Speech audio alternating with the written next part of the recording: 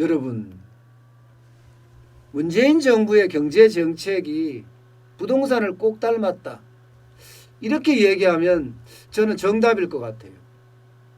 왜냐고요? 맨날 규제만 때리니까요. 규제만. 부동산의 규제가 지금 한두 개가 아니죠. 그죠? 규제가. 부동산의 규제는 첫 시작이 대출 규제로 시작됐습니다. 그죠? 대출 규제로 시작되더니 그 다음에는 법령 규제가 됐어요. 그 다음에 정책 규제가 됐어요. 야, 이게 장난 아닌 규제 천국이에요. 어젯밤에 또 규제 또 내놨잖아요. 규제. 전국에 무려 말입니다. 37곳에 다시 부동산 규제를 시작을 합니다. 창원, 의창 같은 경우는요, 투기과열지구로 지정을 했고요. 나머지는 36곳은 조정지구로 이게 규제를 했습니다. 부산이 제일 많죠.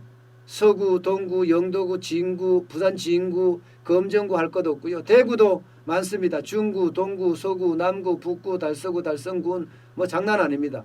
광주도 들어가 있어. 광주, 동구, 서구, 남구, 광산구, 울산, 파주, 천안, 창원, 뭐 포항, 경산, 공주, 논산, 여수, 순천, 광양, 전국을 규제지역으로 묶을 모양이에요. 전국을. 참 해도 너무한다. 그죠? 해도 너무한다. 왜 이렇게 할까? 규제라는 건 여러분 기본적으로 반발을 불러옵니다. 누구를 통제한다 이렇게 생각을 해보세요. 여러분 그냥 아주 그냥 기본 심리를 생각하시면 돼요. 나를 통제한다. 왜 나를 통제해? 네가 뭔데 나를 통제해? 이렇게 생각하게 되거든요. 다시 말해서 반발이 굉장히 커지게 돼요. 그러면 규제 지역에서 자꾸 규제를 때리잖아요. 그러면 옆으로 자꾸 번져. 풍선 효과라고 이야기하듯이. 그게 인간의 심리입니다. 인간의 심리. 인간의 심리.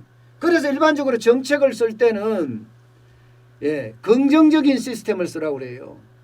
포지티브 시스템.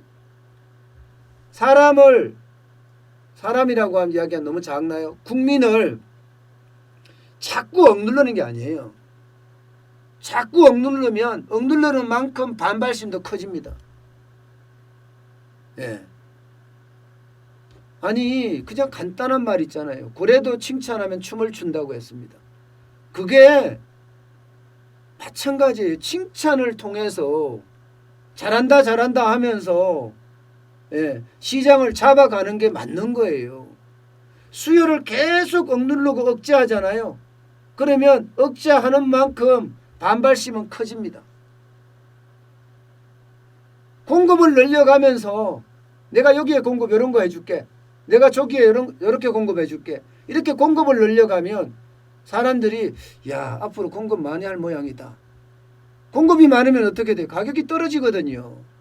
가격이.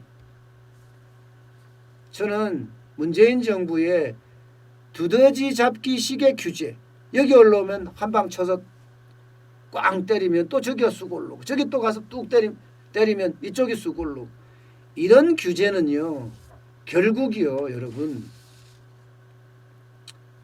정책의 혼란만 났습니다. 정책의 혼란만. 이게 규제지역으로 지정이 되면 여러분 굉장히 뭐라 그럴까 진짜 규제를 많이 받아요. 조정 대상 지역으로 되잖아요. 그러면 주택담보대출 비율이 9억 원 이하에서는 50%, 9억 원 초과에서는 30%로 확 줄어듭니다. 여기다 총부채 상환 비율 DTI가 50%로 적용이 됩니다. 그 외에 부동산 세금도 많아지고요. 청약 1순위 조건도 까다로워집니다. 과열지구도 마찬가지예요. 투기과열지구도 마찬가지예요. 이거는 더합니다. LTV가 9억 원 이하면 40%, 9억 원 초과하면 20%로 줄어듭니다. 정책 효과도 굉장히 제한적으로 되는 거죠. 여기는요. 이게 여러분 자꾸 억누르는 대책하잖아요.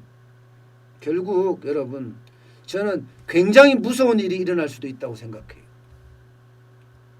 부동산 투자자들의 서울 회군입니다. 지방을 이렇게 전 국토를 갖다가요 또 다시 규제로 다 묶어버리잖아요. 지금 이대로 가면 그럴 팔자예요. 그렇게 됐을 때 이 투자자들 서울 회군하면 어떻게 돼요? 서울 집값 폭등합니다. 서울 집값. 저는 그게 두려워요.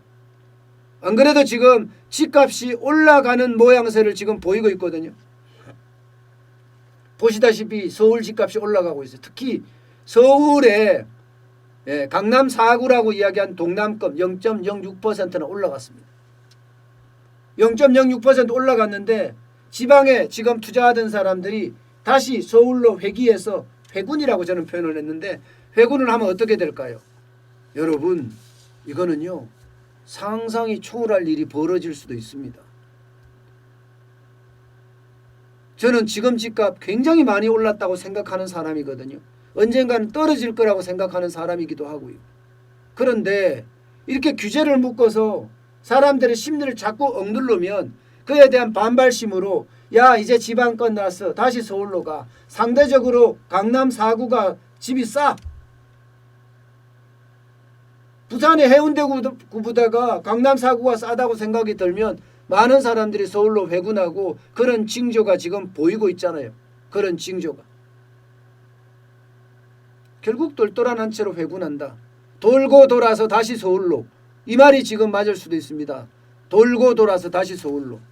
만약에 다시 서울로 왔을 때는 그 속도가 저는 장난 아니라고 봐요. 이렇게 규제해서 될 문제가 아니에요. 모든 건 공급이 답입니다. 모든 건 공급이 답이에요. 공급 안 하고 계속 규제를 하잖아요. 계속 규제를 하면 할수록 가격은 올라가요. 지금 공급도 개판이잖아요. 죄송합니다. 바로 개판이란 말이 막 나왔네요. 진짜 공급이 제대로 안 되고 있어요. 내년에도 마찬가지 올해의 반땅 공급. 후년에는 또 전년의 반땅 공급이에요. 반토막이 나는 공급이 되면 결국 전국 집값은 다시 돌고 돌아 서울로 와서 서울 집값을 폭등을 시킨다. 지금 이렇게까지 말할 수 있을 정도입니다. 여러분, 규제는 능사가 아니에요. 우리가 민주화 하면서 왜 민주화 운동을 했을까요? 억눌림에서 해방되고자 한 거 아니에요. 제가 거기에 꼭 비유를 하는 게 좀 맞는지 안 맞는지 정확히 모르겠지만 어쨌든 억눌림 때문에 펑 터진 거잖아요. 지금 부동산에서도 규제로 계속 억눌러놔. 그러다 펑 터지면 도대체 어떡할 작정이죠? 시장의 실패가 올 수도 있다는 이야기입니다. 저는. 시장의 실패가 왔을 때 과연 정부가 이거 감당할 수 있을까요? 저는 참 답답해 보입니다.